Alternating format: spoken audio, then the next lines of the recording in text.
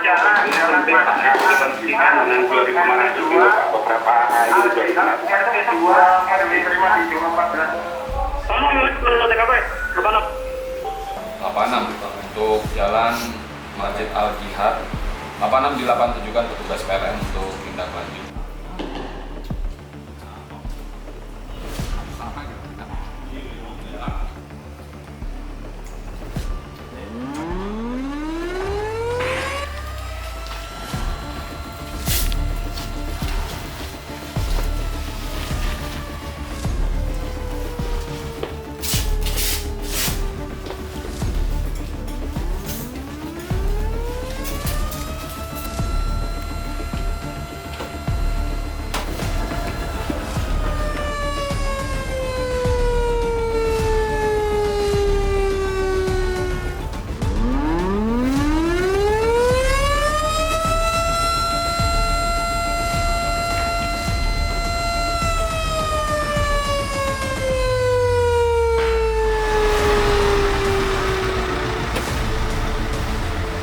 Di atas, di bawahnya masih tebal. Masih penyakit.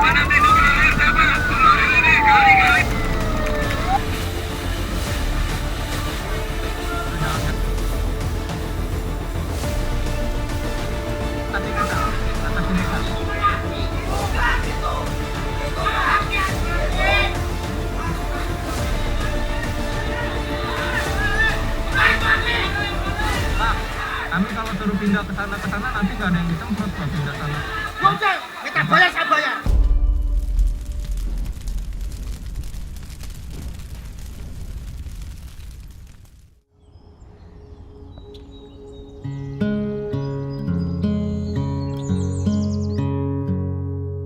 Nama saya Novi Andri Hermawan, biasa dipanggil Andri. Saya lahir di Jakarta 19 November 1989. Saya bertugas sebagai pemadam kebakaran di Suku Dinas Penanggulangan Kebakaran dan Penyelamatan Kota Administrasi Jakarta Utara. Nah, dalam hal ini saya bertugas di penyelamatan. Cita-cita saya itu dulu pengen jadi pengusaha, waktu itu pengusaha. Sampai akhirnya saya kerja di perusahaan, di pabrik, dari pabrik ke pabrik. Nggak ada kepikiran sama sekali cita-cita saya untuk jadi pemadam kebakaran saat kecil. Alhamdulillah anak saya udah 3, istri juga alhamdulillah baru 1. Kegiatan sehari-hari saya setelah pulang tugas tentunya di rumah ya seperti biasa saya jadi bapak rumah tangga mungkin ya. Assalamualaikum. Halo. Jalin kemana? Salam dulu ya.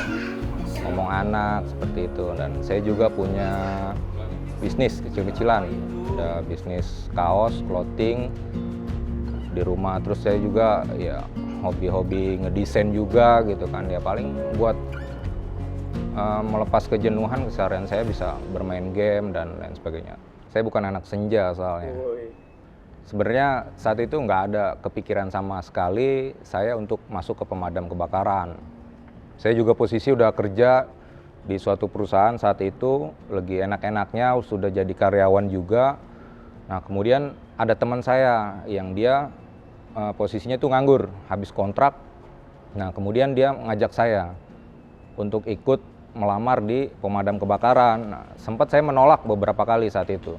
Karena yang ada di pikiran saya itu jadi pemadam kebakaran, ya apa sih nggak kepikiran lah. Ditambah lagi yang saya tahu itu jadi pemadam kebakaran itu resikonya tinggi gitu kan. Yang saya tahu, wah kita harus masuk ke tempat kebakaran gitu kan. Pokoknya dia dengan segala cara meyakinkan saya untuk ikut dia melamar di pemadam kebakaran.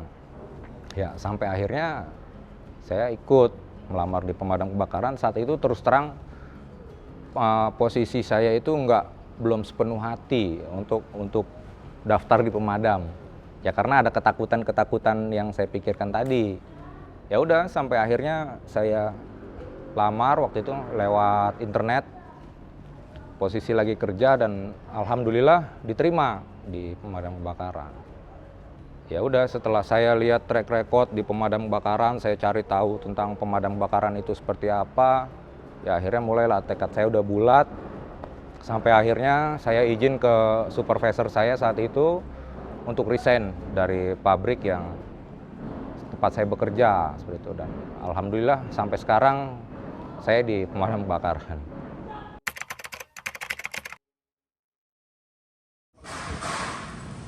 Udah Cing, udah itu. Mau kemana Mas Diva? Kita mau evakuasi ular dulu, ada panggilan. Ayo Bang. Mana Bang? Sini. Bubur kacang hijau ke kiri.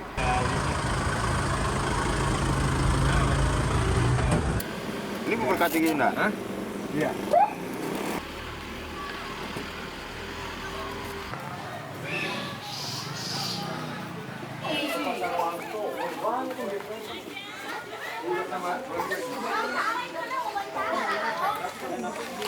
Ularnya lepas.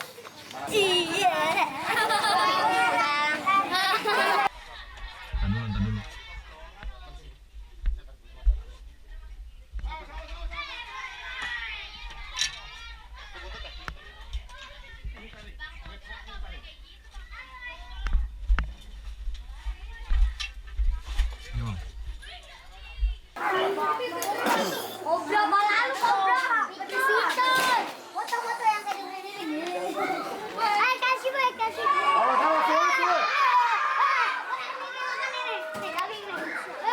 Foto dulu, Mas.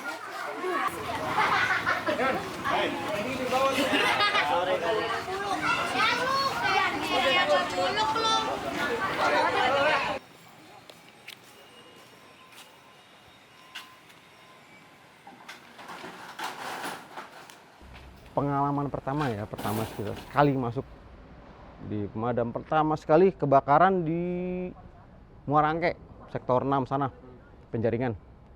Itu kebakaran termasuk lumayan besar, terus warganya nggak kondusif. Nah, saya sebagai, waktu itu masih ada supir senior ya, hanya sebagai supir pengganti, supir cadangan lah. Kebenaran supir saya itu lagi cari, yang supir aslinya lagi cari sumber air. Nah, warganya tuh udah nggak sangat kondusif lah. Saya ditunjuk-tunjuk suruh mindahin mobil, nunjuknya pakai golok. Majuin Pak mobilnya, majuin. Saya bilang, Pak tenang Pak, mobil kita selangnya panjang, satu gulung itu 20 meter. Bisa kita jangkau dengan nggak harus mobilnya masuk. Kita suka dibilang datang telat, terus takut sama api, takut mati, masih punya keluarga, nggak berani masuk ke dalam api, ditambah lagi hal-hal negatif, misalnya kayak dia bilang ya pemadam kebakaran itu makan gaji buta sekalinya kerja, ya begitulah gitu.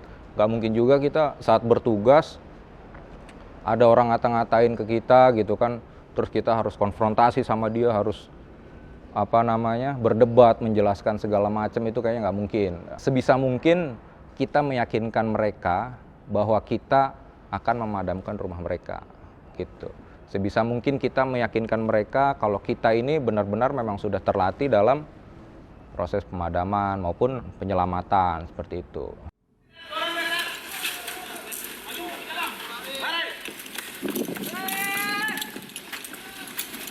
Yang menjadi tantangannya adalah karena dia menangani tugas-tugas yang khusus. Nah, ini menjadi keterbatasan kediklatan yang kami miliki.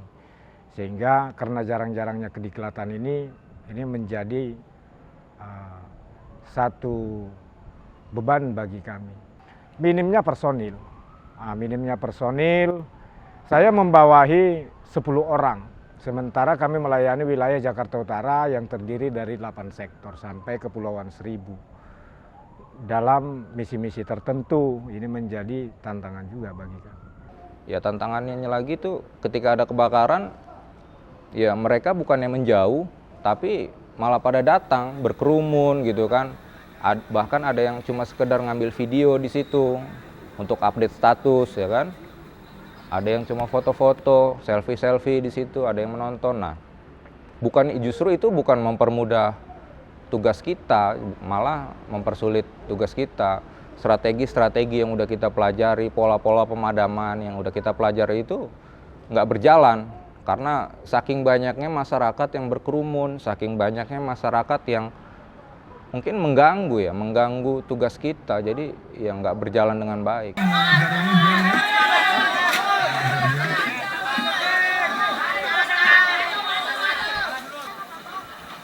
Coba Om lewat dulu. Taruh aja nggak apa-apa. Taruh. Udah. Oke. Makasih ya. Nah, itu menjadi tantangan kami saat ini dan kedepannya untuk terus mengedukasi masyarakat tentang bahaya-bahaya kebakaran, gitu, potensi-potensi kebakaran, dan ya pasti apa yang harus mereka lakukan sebelum terjadi kebakaran, saat terjadi kebakaran, atau setelah terjadi kebakaran, seperti itu.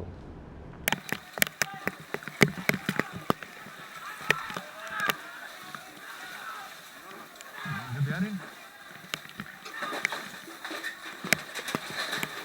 Tadi ngamuk-ngamuk suruh ke sini. Kita semprot sini ngamuk-ngamuk nggak selesai. Kita kerja nggak bakalan optimal. Gitu Mas. Nanti nyala lagi, suruh pindah lagi kan, pasti kan? Yang saya rasakan ketika akan pergi bertugas harus meninggalkan keluarga. Jadi kita ini tugas kan selama 1 hari penuh, Mas. Kita tugas ini selama 1 hari penuh dari pagi sampai pagi. Jadi setiap hari itu saya selalu bilang ke istri saya ketika hendak bertugas, doakan saya semoga saya masih bisa pulang besok gitu. Karena ya saat bertugas seperti ini saya nggak tahu bahaya apa yang mengancam saya gitu kan. Kejadian apa yang akan terjadi sama saya gitu, kita nggak tahu ya. Tentunya ya kita nggak ingin kejadian itu terjadi pasti.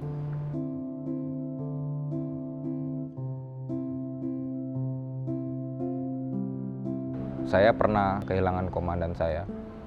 Jadi saat itu ya beliau melakukan tugas untuk melakukan pemadaman di salah satu gudang ya kita nggak tahu gudang itu maksudnya berisi bahan-bahan apa, karena bahaya yang paling terbesar untuk petugas pemadam kebakaran yaitu bahaya asap. Beliau terpapar asap yang cukup tebal. Saat itu juga dia tidak menggunakan APD SCBA, hanya menggunakan masker biasa. Dan beliau langsung sesak napas di tempat kejadian kebakaran dan sempat dibawa ke rumah sakit. Sampai akhirnya beliau dinyatakan meninggal dunia. Ya itu sih suatu kejadian yang menurut saya sampai sekarang masih teringat. Saya pernah ditugaskan untuk mewakili Indonesia di event internasional saat itu di Singapura, diikuti oleh beberapa negara. Saat itu kurang lebih ada 20 negara, namanya Singapore Global Firefighter and Paramedic Challenge. Nah itu tempat kita para pemadam kebakaran dunia untuk melakukan workshop juga di sana. Kita saling bertukar pikiran, saling berbagi pengalaman, berbagi ilmu dan alat-alat apa sih yang ada di negara-negara. Dan yaitu ada juga lomba ketangkasan antar petugas. Dan saat itu saya berempat dengan teman saya, tentunya untuk mewakili Indonesia untuk mengikuti event tersebut. Ya sampai sekarang ya itu menjadi suatu hal yang membanggakan buat saya. Belum lama waktu itu kita mendapat laporan evakuasi sarang tawon. Jadi ini cukup membuat saya itu harus lebih profesional lagi. Biasanya kan harus profesional nih, ini lebih profesional, harus lebih ditambah. Karena sarang tawonnya itu ada di tempat lokalisasi ya, lebih tempatnya tempat lokalisasi. Saat kita datang ke tempat tersebut, ya tentunya sebelumnya pimpinan saya saat itu, komandan saya sudah menginstruksikan kepada kita semua tetap untuk berperilaku sebagaimana mestinya. Walaupun ujian atau cobaan pasti akan datang dari sisi kanan maupun kiri gitu kan. Dan bener aja gitu kan, ujian itu datang dari kanan kiri. Ya tentunya tempat lokalisasi itu kan pasti banyak cewek-cewek yang godain kita gitu kan. Ya udah sampai akhirnya kita lakukan penanganan, kita lakukan evakuasi, semua harus disterilkan gitu kan. Ya kembali lagi tetap aja ada aja cewek-cewek yang ngintilin kita, goda-godain kita gitu kan. Jadi ya belum pernah saya lakukan sih, sebelumnya baru itu di tempat seperti itu. Mari, makasih. Dadah. Oke, makasih ya. Udah, makasih. Jadi untuk para masyarakat pengguna medsos, ketika kalian melihat suatu kejadian emergensi, baik itu kebakaran, kecelakaan, ataupun penyelamatan, saya seringkali melihat mereka itu memvideokan terlebih dahulu, kemudian berbicara di video itu. Contohnya ada kejadian kebakaran, buru-buru update status sambil direkam, terus kemudian ngomong, ini kebakaran di suatu tempat ini pemadamnya belum datang nih, kemana nih pemadamnya gitu kan. Perlu saya sampaikan bahwasanya pemadam kebakaran itu sampai kapanpun nggak akan pernah datang kalau kalian hanya mengupdate status di WA, Facebook, Instagram. Karena kami dapat bertugas atau dapat melakukan pelayanan itu berdasarkan laporan kalian, berdasarkan permintaan kalian gitu. Ketika kalian melakukan pelaporan kepada kami, pasti kami akan merespons secepat mungkin, pasti kami akan melakukan pelayanan sebaik mungkin. Jangan ragu-ragu untuk menghubungi, dan pastikan handphone Anda memiliki nomor kedaruratan pemadam kebakaran, yaitu 112. Dan itu semua saya pastikan gratis.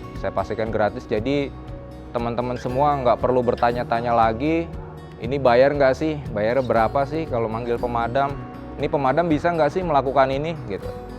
Saya pastikan itu semua gratis dan pasti akan dilayani dengan baik oleh pemadam kebakaran.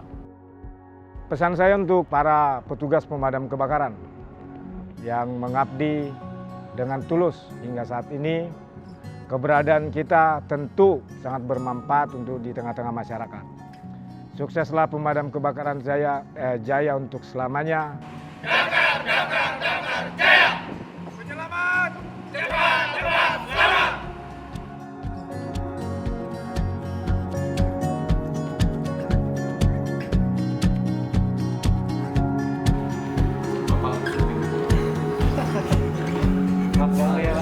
Tapi ntar pasti bunyi lagi dia. Gak apa-apa lah ya.